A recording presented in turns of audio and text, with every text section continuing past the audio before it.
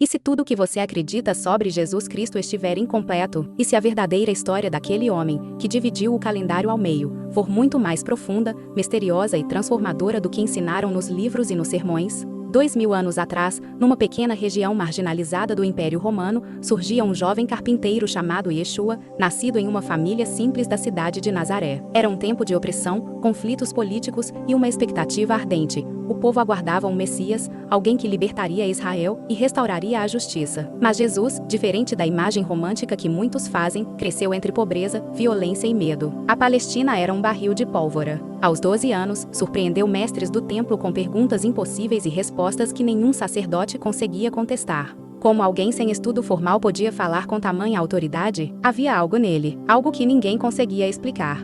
Jesus cresceu trabalhando com madeira e pedra, moldando estruturas com as mãos calejadas, ao mesmo tempo em que observava a dor humana. Viúvas abandonadas, leprosos rejeitados, homens escravizados por dívidas impagáveis. Dizia-se que, às vezes, ele apenas olhava para uma pessoa, e ela começava a chorar sem saber por quê. Não era apenas um homem comum. Seu olhar parecia atravessar a alma. Seu silêncio falava mais que discursos. E então, um dia, tudo mudou. Jesus deixou sua casa, abandonou o ofício e iniciou um caminho que mudaria o rumo da história para sempre. Mas quem ele realmente era? Um profeta? Um revolucionário? Um impostor? Ou o filho do próprio Deus? Você está pronto para descobrir o que ninguém conta. Depois de anos de silêncio e mistério, Jesus surge na beira do Rio Jordão. Ali estava João Batista, um pregador temido pelos poderosos e amado pelos simples. Sua mensagem era direta como uma espada. Arrependam-se, pois o reino de Deus está próximo. Multidões vinham de todas as partes para ouvi-lo. Homens endurecidos choravam, soldados abandonavam abusos, cobradores de impostos devolviam o que haviam roubado. A atmosfera parecia eletrizada, como se algo gigantesco estivesse prestes a acontecer.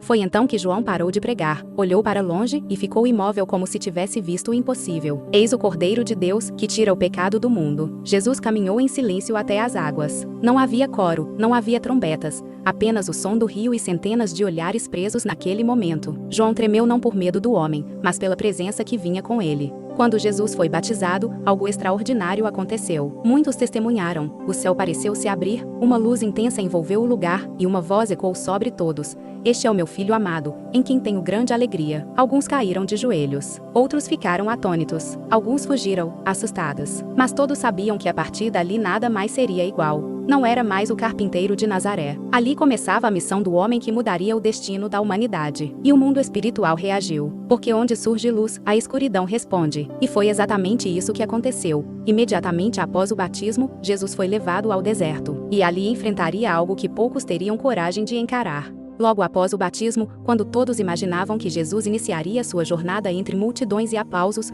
algo totalmente inesperado aconteceu. O Espírito o conduziu ao deserto. Nenhum discípulo o acompanhou. Nenhuma testemunha ouviu o que ali aconteceria. 40 dias e 40 noites sem comida, sozinho, sob o sol escaldante e o frio cortante da madrugada. A areia cortava os pés, a sede queimava a garganta, o corpo enfraquecia. Foi quando, no auge da fragilidade física, a presença mais sombria apareceu: Satanás. Não com chifres ou forma monstruosa, mas como uma voz sutil, inteligente, sedutora. A voz que conhece o ponto fraco de cada ser humano. Se és filho de Deus, transforma estas pedras em pão. Jesus, exausto, responde com firmeza: nem só de pão viverá o homem, mas de toda palavra que sai da boca de Deus. A segunda investida: prove que você é. Jogue-se do alto do templo. Os anjos o segurarão. Jesus responde: não tentarás o Senhor teu Deus. E então, o ataque final, o mais perigoso: eu te darei todos os reinos do mundo, se me adorares. Silêncio. O ar pareceu parar. Até que Jesus proclamou com autoridade: retira-te, Satanás. Ao Senhor teu Deus adorarás, e só a ele servirás.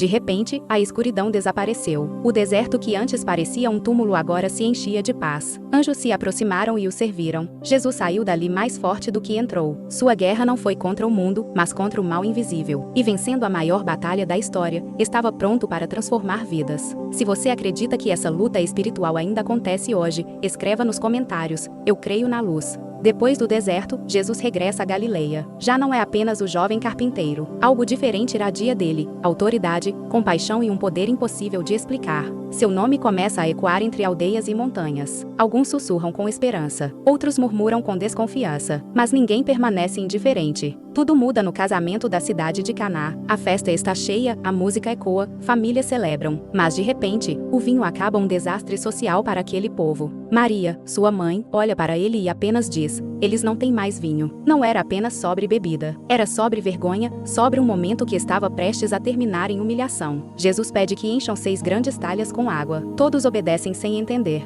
Ele toca a superfície e manda servir ao mestre da festa. O homem prova e fica sem palavras. A água se transformou no melhor vinho que já haviam experimentado. Silêncio. Olhares chocados. A alegria volta. A festa renasce. E ali se revela o primeiro milagre. Depois disso, cegos começaram a enxergar. Paralíticos se levantaram. Homens atormentados foram libertos. Mas havia algo ainda mais perturbador do que curar corpos. Jesus curava almas. Ele tocava leprosos que ninguém ousava encostar, sentava-se à mesa com pecadores rejeitados, abraçava crianças ignoradas pelos religiosos. Quanto mais amava, mais crescia a revolta dos poderosos. Porque ele fazia o que ninguém tinha coragem de fazer. Ele tratava todos como filhos de Deus. E quanto mais luz ele espalhava, mais a escuridão se inquietava. O confronto era inevitável. Os milagres chamavam multidões, mas não foram os milagres que mudaram a história. O que realmente abalou o mundo foram as palavras de Jesus. Sua mensagem atravessava como fogo, desmontando crenças antigas e questionando tudo que o povo pensava saber sobre Deus, poder e justiça. Ele subiu a um monte diante de milhares de pessoas. Todos esperavam ouvir discursos patrióticos contra Roma, declarações de revolta e ódio aos opressores. Mas Jesus fez o inesperado. Ele disse: bem-aventurados os pobres em espírito, porque deles é o reino dos céus. Amai os vossos inimigos. Perdoem 70 vezes 7. Quem quiser ser o maior, que seja o servo de todos. Silêncio. Olhares perplexos. Como amar quem te fere? Como perdoar quem te traiu? Como ser forte servindo? Aquelas palavras cortavam como uma espada, mas curavam como um bálsamo. E então ele disse algo que mudaria para sempre a história da humanidade. Eu e o Pai somos um. Para os simples, era esperança. Para os religiosos, era blasfêmia. Para o império, era ameaça. Ao mesmo tempo, Jesus chamou para perto homens improváveis, pescadores, cobradores de impostos, homens comuns sem prestígio ou educação. Para o mundo, eram ninguém. Para Jesus, eram discípulos que carregariam a mensagem até os confins da terra. Enquanto ele falava, vidas eram transformadas. Enquanto ele andava, uma revolução silenciosa crescia. E essa revolução estava prestes a incomodar os maiores poderosos da época. Porque o homem que pregava amor estava sendo visto como inimigo do sistema. E eles começaram a planejar seu fim. A popularidade de Jesus crescia como uma onda imparável. Por onde ele passava, multidões se reuniam. Casas ficavam lotadas, ruas eram tomadas, pessoas viajavam dias inteiros apenas para ouvi-lo ou tocar suas vestes. E isso começou a gerar medo. Os fariseus, líderes religiosos que controlavam a fé e a moral do povo, percebiam que estavam perdendo o poder. Jesus falava com autoridade, sem precisar de templos, sem medo de críticas, sem bajular governantes. Ele libertava as pessoas do medo, e quem domina pelo medo, teme a liberdade. Ao mesmo tempo, Roma observava. Um homem capaz de reunir milhares em poucas horas, em pleno território instável. Isso parecia perigoso demais para ser ignorado. O império não temia deuses, temia líderes que despertassem esperança. Esperança gera revolução. Os sacerdotes e governantes se reuniram secretamente. Letras sussurradas nas sombras. Se o deixarmos continuar, todos acreditarão nele. Precisamos pará-lo. Eles começaram a buscar falhas, armadilhas, falsos testemunhos. Disfarçados entre o povo, perguntavam esperando que ele cometesse algum erro público. Mas Jesus respondia com sabedoria que nenhum inimigo conseguia derrubar. Quanto mais tentavam calá-lo, mais forte sua voz se tornava. Quanto mais tentavam expô-lo, mais claro brilhava seu propósito. Mas então surgiu uma oportunidade perigosa. Alguém de dentro do próprio círculo de confiança. Um discípulo disposto a traí-lo por dinheiro. O começo da trama que levaria ao episódio mais dramático da história da humanidade. E enquanto isso, Jesus continuava curando, amando e perdoando, mesmo sabendo que o aguardava. Se você acredita que amor e verdade sempre vencem a injustiça, escreva nos comentários. A verdade não será calada. Era noite de Páscoa em Jerusalém. A cidade estava cheia, tomada por peregrinos, soldados romanos e rumores de tensão. Em um cenáculo simples, Jesus se reuniu com seus 12 discípulos para um jantar que jamais seria esquecido. Mas havia um peso no ar, um silêncio estranho, como se algo invisível estivesse prestes a se romper. Jesus olhou para cada rosto ao redor da mesa. Homens que haviam deixado tudo para segui-lo, barco, família, família, profissão. Eles o amavam, mas ainda não compreendiam a grandeza do que estava para acontecer. Então, inesperadamente, Jesus se levantou e começou a lavar os pés dos discípulos. O mestre ajoelhado diante dos seguidores. O rei servindo como escravo. Pedro, chocado, tentou impedir. Jamais permitiria que lavasse meus pés. Mas Jesus respondeu com calma: se eu não te lavar, não terás parte comigo. Naquele gesto, ele ensinou o que o mundo demoraria séculos para aceitar: grandeza não é dominar, é servir. Depois, Jesus partiu o pão e disse: isto é o meu corpo entregue por vós. E ao levantar o cálice: este é o meu sangue derramado para o perdão dos pecados. Os discípulos se entreolharam, confusos. O que ele queria dizer?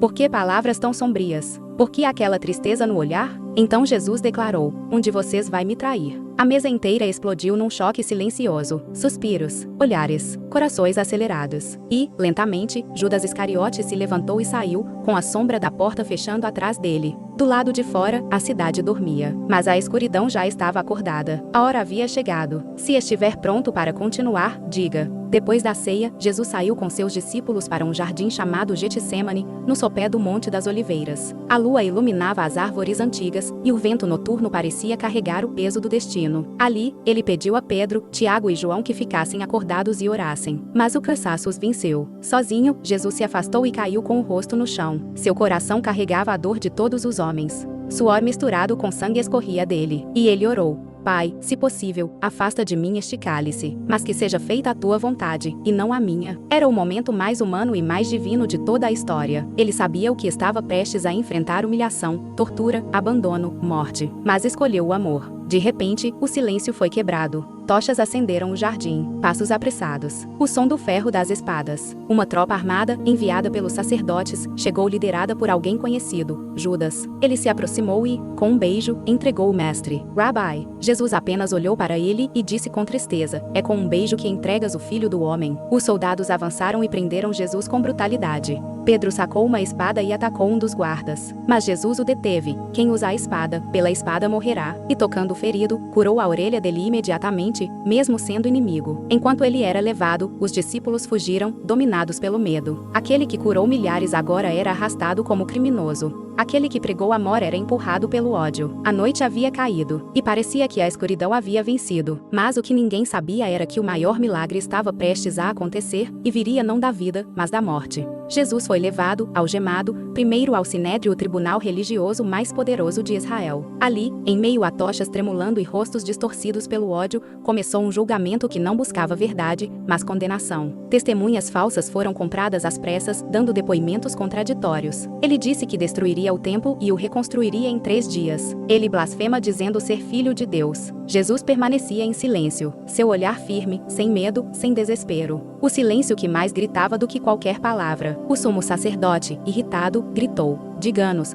você é o Cristo, o Filho do Deus vivo? Então Jesus levantou a cabeça e respondeu: eu sou, e vereis o Filho do Homem sentado à direita do poder e vindo sobre as nuvens do céu. A sala explodiu em fúria. Rasgaram suas roupas, cuspiram em seu rosto, golpearam-no com violência. Mas ainda não era suficiente, eles precisavam da autorização de Roma para matá-lo. E então Jesus foi enviado ao governador Pôncio Pilatos. Pilatos interrogou-o e, impressionado com sua serenidade, declarou diante da multidão: não encontro culpa alguma neste homem. Mas os líderes religiosos incitaram o povo: crucifica-o, crucifica-o. Pilatos tentou libertá-lo oferecendo um criminoso chamado Barrabás. Mas a multidão gritou ainda mais alto: queremos Barrabás, crucifica Jesus. A voz da injustiça venceu naquele dia, e o homem mais inocente da história foi condenado à morte. Um condenado sem crime, a verdade presa pelas mãos da mentira. Pilatos lavou as mãos e disse: sou inocente do sangue deste justo. Mas ninguém era inocente naquele cenário. Jesus foi entregue para ser torturado, e o caminho para a cruz começou. Se você acredita que Jesus foi condenado por amor à humanidade, comente: ele se entregou por nós.